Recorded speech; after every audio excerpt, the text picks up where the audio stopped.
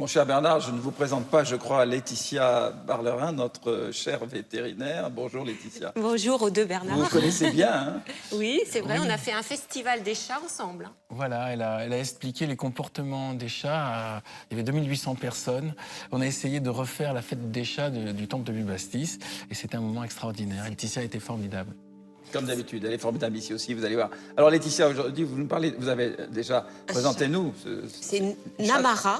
Alors Namara, c'est un chat des forêts norvégiennes, un Norvégien, je ne sais pas si... Ils sont très grands, les Norvégiens. Voilà. Alors les très poilus. chattes, les femelles sont plus petites que les mâles, qui peuvent aller jusqu'à 8 kilos quand même. Hein. C'est oui. des gros chats, des très gros chats, avec voilà, très poilus, parce que ce sont des chats qui sont originaires des pays scandinaves. Donc Il y a ils des poils, sont hein. bien habillés pour l'hiver. Oui, le froid, pour lutter Le contre le froid, froid. ben voilà, ils ont un double poil et ils ont un poil qui ne retient pas l'eau, donc ils sont voilà, ils adorent aller dans la neige par exemple. Et cette petite chatte qui a 2 ans, voilà, est très câline, très affectueuse, c'est vrai. hein. Voilà. Alors dites-nous un peu ces idées reçues sur les chats. Oui, C'est parce important que de savoir. c'est important parce que je pense, j'observe qu'il y a beaucoup plus d'idées reçues sur les chats que sur les chiens, alors que le chat, quand même, est à nos côtés depuis près de 10 000 ans. Et pourtant, il y a beaucoup de légendes, beaucoup de croyances autour du chat. Ça, tu le sais, puisque c'est un sujet aussi de roman, hein, bien sûr, le chat. Et il y a encore des idées reçues tenaces qui restent, surtout concernant le comportement du chat. Alors, la première idée reçue que j'ai retenue, c'est le fait qu'on n'éduque pas un chaton. On dit souvent il faut éduquer un chiot. Alors, bien sûr, un chaton, on ne va pas l'éduquer à la propreté ou à la marche en laisse, mais on éduque aussi un chaton. C'est important, quand on a un chaton, quand on reçoit un chaton, qu'on l'adopte, d'éduquer ce chat. La première chose à faire, c'est de continuer l'éducation qu'a commencé sa mère.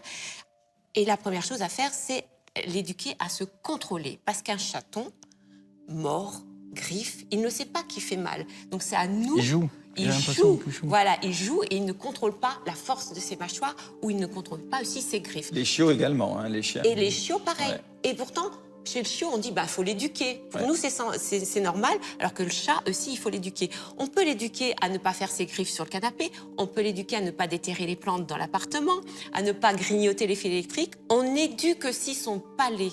Ça, c'est très important. Avant 6 mois d'âge, on doit éduquer un chat à avoir certaines textures, certaines saveurs dans le palais et aussi habituer pour ne pas devenir un chat difficile après. Et alors comment peut-on punir un chat? Est-ce qu'on peut le punir? Alors non, la punition, bien sûr, est délétère chez le chat, encore plus que chez le chien. Le chat, si vous punissez le chat, surtout une punition physique, parce que bien souvent c'est des punitions physiques, que va faire le chat? Il va lier la punition à vous. C'est-à-dire qu'il va se dire... Mon maître, il est méchant quelque part, ou il ne m'aime pas, ou je me méfie de lui. Il ne va pas lier la punition à sa bêtise. Parce qu'un chat est très sensible. Hein, c'est vraiment, il ne faut absolument pas de punition physique avec le chat. Il faut juste lui signifier que ce qu'il fait, c'est pas bien. Par exemple, s'il commence à griffer, par exemple, le canapé, il faut juste faire un bruit sourd, claquer dans les mains, par exemple, pour détourner son attention et... Par exemple, lui envoyer un jouet, c'est-à-dire détourner son comportement vers un autre comportement plaisant pour lui, et non pas le gronder ou le taper. Ça, c'est vraiment quelque chose qu'il ne faut pas faire.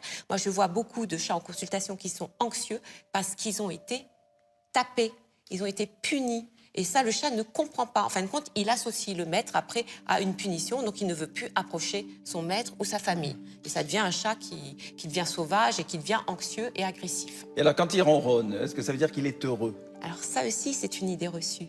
Bien souvent, on dit, bah, il ronronne, il est heureux. Sauf que nous, vétérinaires, on voit aussi des chats en hospitalisation, qui, par exemple, des femelles qui mettent bas et qui ronronnent tout en mettant bas. On voit aussi des chats qui ont des fractures ou des maladies qui sont très douloureuses et qui ronronnent.